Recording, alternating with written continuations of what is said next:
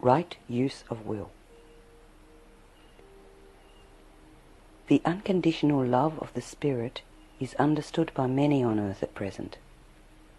There is another energy, though, that is also part of the divine creation, which has not yet been fully understood, the divine will. The will expresses as feelings. The Spirit and the will are partners in the body and must find their balance in the heart. If there is any dis-ease or aging of the body, the Spirit and the will are at odds in some way. If there is balance between the Spirit and the will, only health, agelessness and vitality are manifested, and the physical plane is no longer experienced as cut off from other plane of existence. Everyone on earth today has undermined his will in some way. This undermining of the will is equal to lost unconditional love, then. For anyone that is not accepting part of himself unconditionally is not truly loving unconditionally. The will in many people is now seeking alignment. Many people on earth can learn the balance of spirit and will, and are, in fact, already moving in this direction. It could be easily judged, then, that the teaching of right use of will isn't essential, that things will just take care of themselves. However, help for the process is actually necessary. And some people want this help so that they can move faster. Others who see little need to speed things up can make the choice to find this alignment later. This teaching is intended to be a manual for those who wish to speed up the process of reclaiming the natural heritage given to all at the time of creation. The information given here may not all be new information to you, but it is meant to outline the steps necessary to recover the powers of the will. This outline will enable you to see where you are on this path, and most likely will help you go further. Clearing illness and habits. To begin with, illness can be cleared by learning to listen to what the body is trying to say to you when you are ill. Understanding this message gives the body a most needed feeling of acceptance, instead of the feeling that is you against your body, trying to defeat illness as though illness is some kind of sabotage by the body. Illness is not sabotage. It is the body's statement that it has been having to hold the imbalance of denied will and needs release. If you can accept the message and regain the necessary balance, illness disappears and health prevails. A way to work with this is to allow your full consciousness to be with the illness by entering the distress rather than blocking it, ignoring it, or masking the symptoms with medication. With your full consciousness present, you can ask your body what the message is and receive an answer about how to restore balance. Then do what body asks and see the results. If complete healing is not reached, ask again and do again what body asks until healing is reached. This process will evolve your ability to listen to your body. No person needs to die from illness if body has another option that is real for it. Body also has its own free will to decide if it can heal now or not. If you are seriously trying to align, body will not die unless its only option for healing is rebirth. Even though some diseases indicate drastic imbalance, the idea of seeing certain diseases as fatal has been accepted by many only because the way of treating them has been to deny the message of the body. Instead of seeking to restore the balance, healing has attempted to suppress all symptoms. Then body is incapable of recovering health. Suppression of symptoms is not the way body heals itself. The practice of taking drugs for pain often masks early symptoms so that the person is not aware of the problem until it is acute and advanced. Then healing takes a tremendous amount of energy, concentration and dedication. It is much easier to deal with imbalance in its beginning stages until it is damaging the body seriously. The understanding needed is this: the natural state is health, disease equals an imbalance that can be rectified. For the person experiencing physical imbalance, a change in mental concepts of disease is also necessary. Through denial, the imbalance that produces disease has gone unnoticed until the symptoms have had to demand attention by becoming intense. As soon as balance is restored, when signs are still at subtle levels, disease doesn't need to appear. Once the balance necessary for health has been gained, this energy is free to create something for itself other than disease. Health is an offering to spirits that can understand the way to live in the physical plane on this particular planet. The other abilities of right use of will are based on a foundation of good health, because a body blocked by imbalance cannot express the capabilities inherent in balance. The practice of right use of will may at first bring forward illness, because a suppressed will is bound to have had suppressed symptoms. If will needs to take strong action when it begins to clear, illness may temporarily result.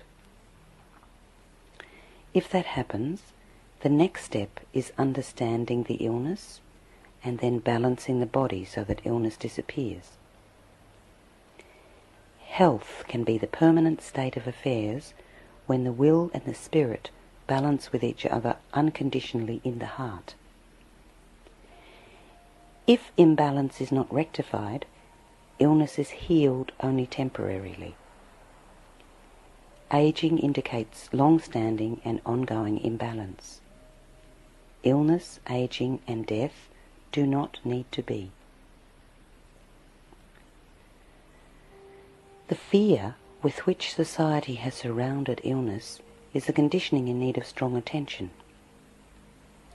So many people have come to feel that illness is inevitable and that all must die of something, that the energy field emanated by these attitudes is actually attracting illness through the acceptance of it as inevitable. Health is actually the way, but it has not been the way for such a very long time on earth that it seems as though no one even remembers that this is the way.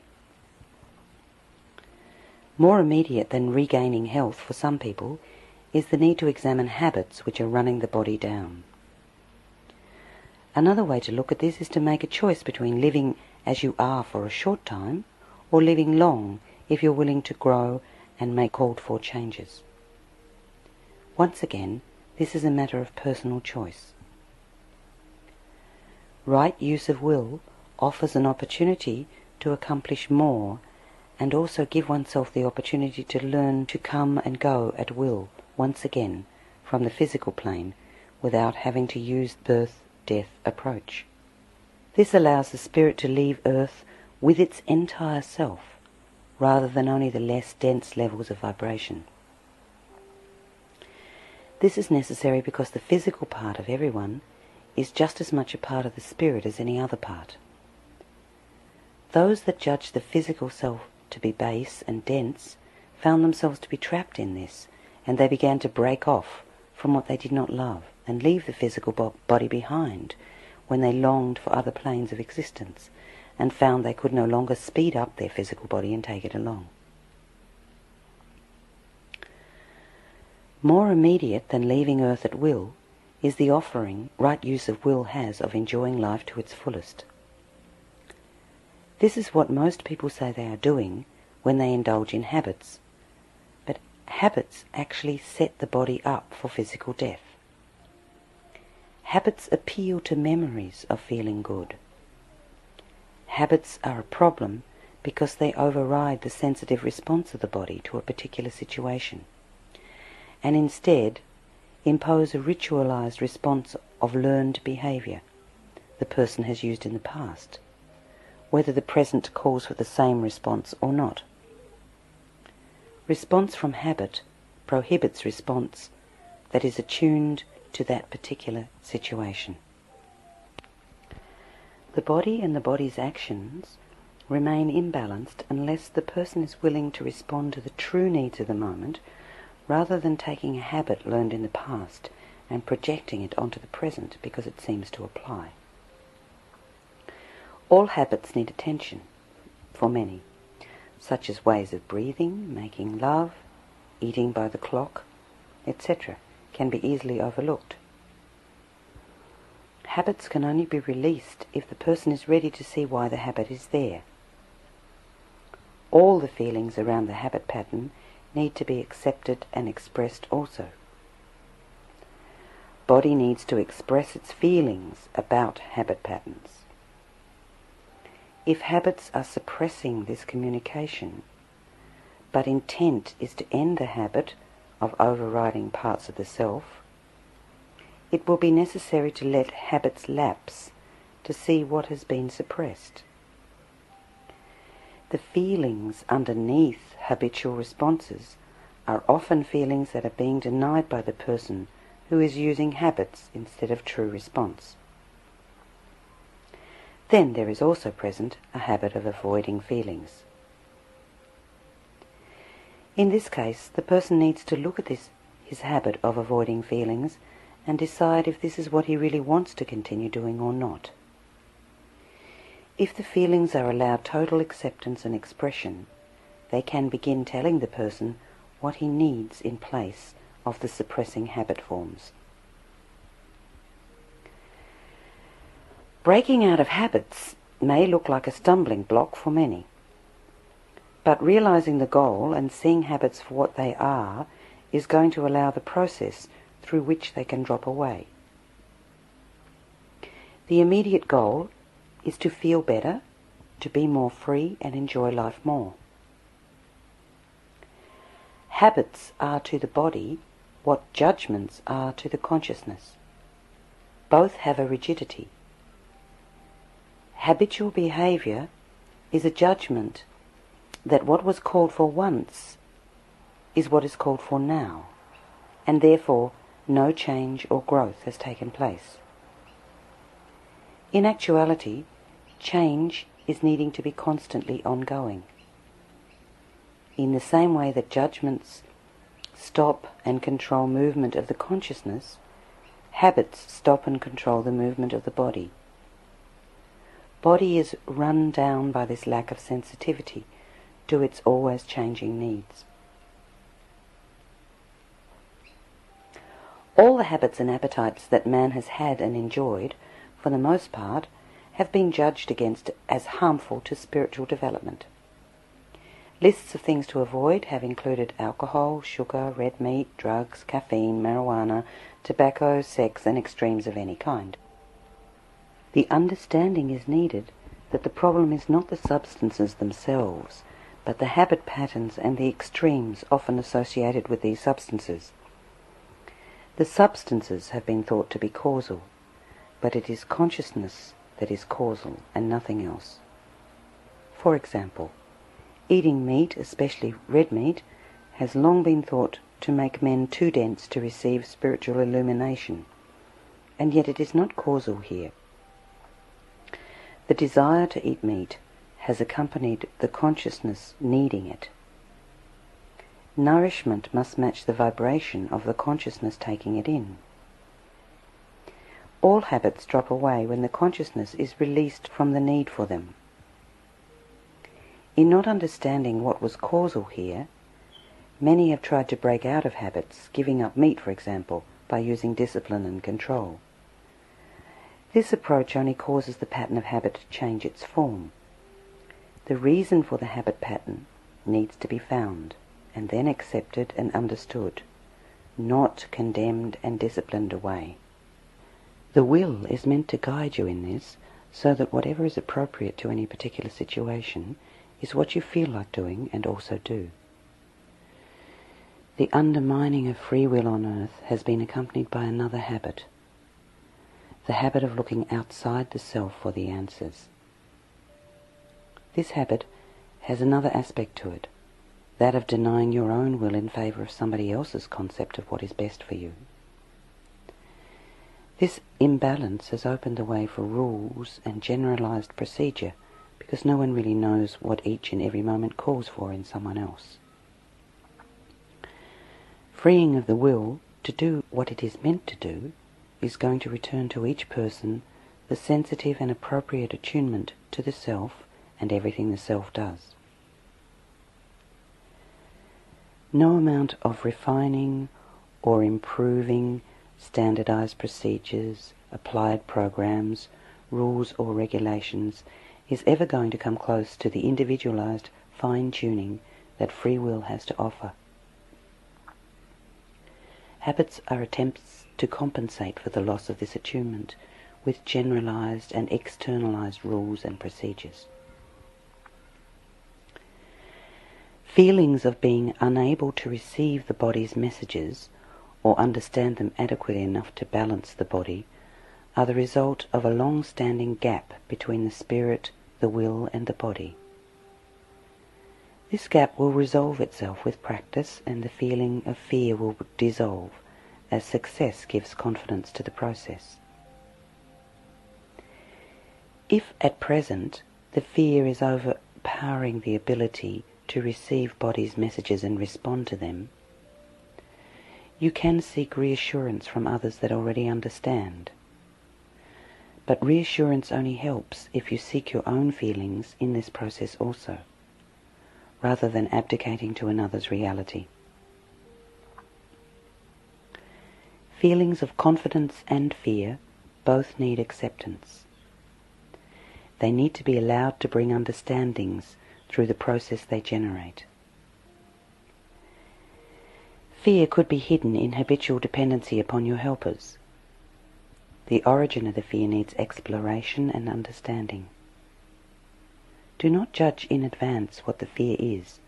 Feel the fear and let it give you the understandings. Release of any block improves clarity. Clarity improves communication. When you really listen to yourself, you can heal yourself. Then you can seek help in the spirit of confidence, knowing you want and need the help you request, rather than being dependent and confused because you don't know yourself. Because of past denial, the will at first may feel it necessary to test the spirit to see if it is going to respond to its message. In the past, many have ignored the messages, so the will may need some time and experience in order to believe that this pattern is really changing. If this is the case, do not feel you should give up. The harmony needed for health can become the balance experienced. Physical plane existence can be as enjoyable as any other plane of existence if a person allows this to be his experience. The physical plane experience can evolve to include all possibilities and potentials. The understanding needed here is this: when will is balanced in the heart with spirit, health prevails and you have the starting point for evolving in harmony. When harmony and joy accompany the way of evolving, you always do exactly what you should be doing, and for no other reason except that it is what you feel like doing. Even though everything that happens is what should be happening, free will allows personal choice to increase the joy, harmony, and everything else you like. The alignment of spirit and will allow you to understand how predestination and free will are the same thing. Will needs to be allowed to evolve and recover for you all of its power to express the full gift of spiritual presence on earth. In the process of balancing, allow the self to experience whatever is attractive to it. This attraction is going to be guided by the increasing balance between spirit, heart, will and body. The spirit sees all possibilities. The will is meant to select what is right for the moment among all possibilities. The will does this through its feelings. Unconditional acceptance of feelings, then, allows the person maximum learning, evolvement and attunement. In right use of will, the spirit and the will are unconditionally communicating in the heart at all times. Everything that is experienced is accepted as valid and perfect for the moment in which it occurs. The evolvement comes from looking at it for what can be learned. Learning through experience gives the best understanding. At present, almost all individuals are holding conditions on this. Conditions limit growth. Free will says that a person's experience is his own individually unique experience and may or may not be the same as anybody else's. This allows everyone to evolve in his own way. Learning this way does not deny the acceptance of advice, but it does leave each person free. This is still a matter of personal choice.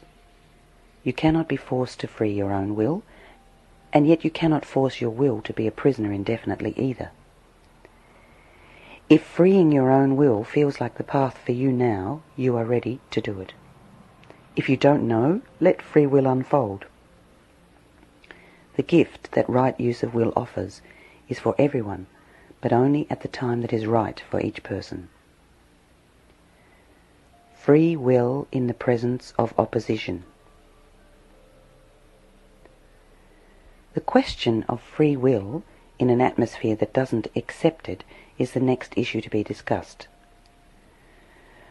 The question of practicing right use of will among people who do not accept and understand these ideas is a matter of choice. It should be understood, however, that a strong will is necessary to do this in a restrictive atmosphere, and also that overpowering in any direction is not the practice of free will. Many people may need to be among others with the same goals, so that there will be some support for changing the mental concepts and conditioning that society has created. This mutual support can give the necessary strength required to break away from the conditioning, which is partly personal karma and partly just being present in a belief system held so strongly by so many. The practice of right use of will does not include forcing ideas on anyone or on society at large. The space to practice right use of will comes from within the person himself. Society has taken the stance of being so limiting because it has reflected individuals' denials of the will.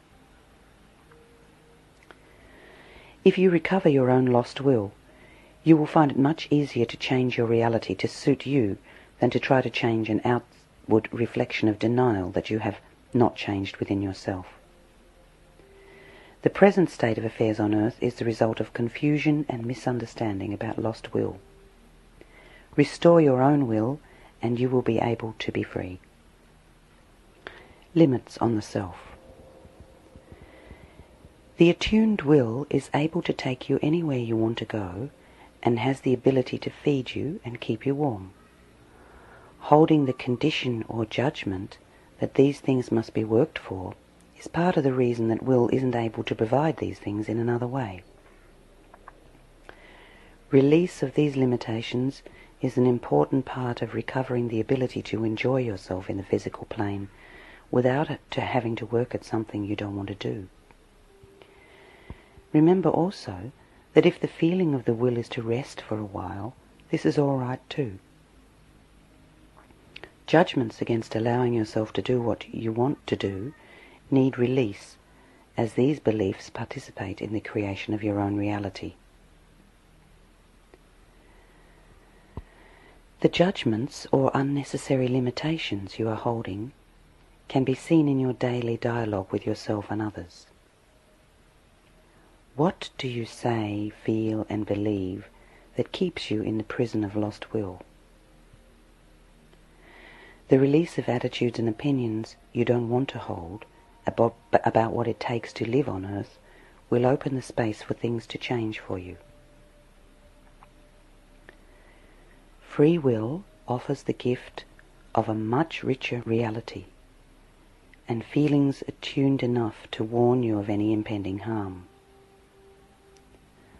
Old conditioning does not let you assess a situation for what it is. Old conditioning takes the role of keeping your responses the same. When you no longer want it, you can feel imprisoned by it. Release of old conditioning lets present feelings tell you whether something is actually for you or not. The next step in evolving your own spiritual presence is to accept all of the reality you were meant to have on earth. In accepting this reality, the unconditional acceptance of the feelings is necessary. Feelings balance the spiritual overview with the will's reality of what is pleasant and possible at any given moment. This balance takes place in the heart, and this balance creates a reality that allows needs to be met without overriding anyone or anything. If your needs are being denied you by someone else, and it's not your own limits on yourself doing this, then change your approach to fulfilling your needs. Find another place and/or another way in which to fulfill them. Instead of making any judgments, give freedom a chance to work by allowing yourself to do whatever the situation calls for. Don't question your feelings here. Allow them to show you what to do. Even if you are not balanced yet, remember that if your intent is to seek the balance of spirit and will, you are not going to harm yourself or anyone else. Instead, the alternative needed will be created this way. Being open to allowing anything is the process of creating alternatives. This process can create alternatives that did not exist before you needed them. Expressing yourself freely is the way to call for the reality you need, and yet desire has long been thought to be a sin. In fact, desire is the magnetic energy that attracts the light, and the essence of the light is love. Love is present when you desire it to be, and love manifests in as many forms as there are. Desire needs acceptance and understanding, just like anything else that has been judged against on earth, and thus placed in a state of being denied. Loving acceptance for everything is the divine plan for all, so there is no need to continue fearing that the plan calls for anything else. Bondage to others, strife, struggle, starvation and scarcity are not the way of limitless love. They are the manifestations of love expressing as best it can within the limits man has placed on it. Is it not logical then that love will provide if it is allowed to, since this is love's way? Feelings of being undeserving must be released also. Judging yourself to be more deserving or less deserving than others is not being open to what is simply appropriate. Feelings of superiority or inferiority are off balance. Love accepts all as perfect, and yet love accepts everything exactly as it needs to be loved, and as it can accept love. The path of recovering the balance of spirit and will in the heart will show you that your own right place can be recognized by you because it will feel just perfect to you. Finding your own right place is an outer reflection of finding your own inner balance. Finding inner balance is going to create an outer reality that will match it. The path to your own inner balance will be reflected by changes in your outer life. In freeing your own will, you cannot help but have outer reality respond. Each person needs right use of will, only each person needs to decide for himself how it will be practiced and when it is time to begin. Right use of will works if you know that it is the path for you. Will is the receiver of the spirit, so the will is more than ready to practice right use of will. It's the spirit that must accept the question of when the gifts of the physical plane, which stem from the alignment of spirit and will, are to be sought. Many people have misunderstandings that right use of will is too hard to do or means giving up habits in a spirit of sacrifice or self-denial. However, it is not as hard to free your will as it is to live in a body that has to carry blockage, resistance, denial, and rigidity of an imprisoned will. Feeling that the healing or recovery of the will is too hard is part of the illusion that keeps the physical plane of Earth seemingly separate from the other planes. This goes along with the belief that gifts are the reward of much dedication and hard work. The release of this judgment is necessary. Many of Earth's spiritual teachers have said this because they believe in separations that are not real, or because they are confused and have taken the path of struggle. The understanding needed here is this: there is no reason to believe you cannot attune your will and your spirit if you want to. This really can be done by anyone who decides to dedicate himself to accomplishing it. Your intent determines whether you have success or not. Spiritual teaching should not be directing you to lift above and drop off the physical and emotional bodies and try to return to essence in the Godhead without them. This has been a massive spiritual misunderstanding on Earth. The reality is that this approach will not work because what is yours, and you cannot drop it off. The way is to evolve, and to evolve it you must accept it. In the karmic path of each person, there is what is called original cause. Right use of will is beginning with what people can accept now, so that a foundation can be built by clearing the physical, emotional, and mental bodies. This process will build personal power so that original cause can be faced, accepted, and understood. When original cause is brought forward, it will become clear how these spiritual misunderstandings originated. For now, all that can really be said is that it is not possible to return to essence by dropping off parts of yourself. Undercurrent here is a judgment against the creation. The creation is not to be denied. Essence is living, expanding, and evolving, and manifests as the creation.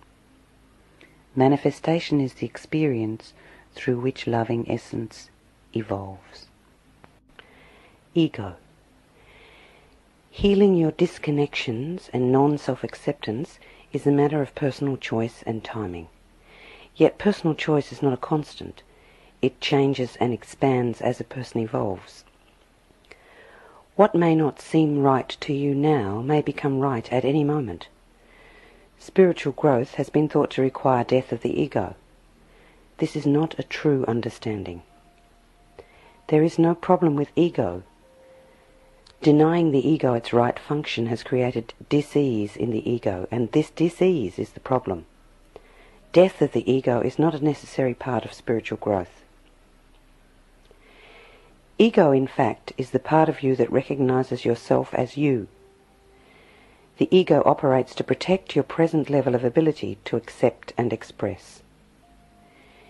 Ego is as divine as anything else.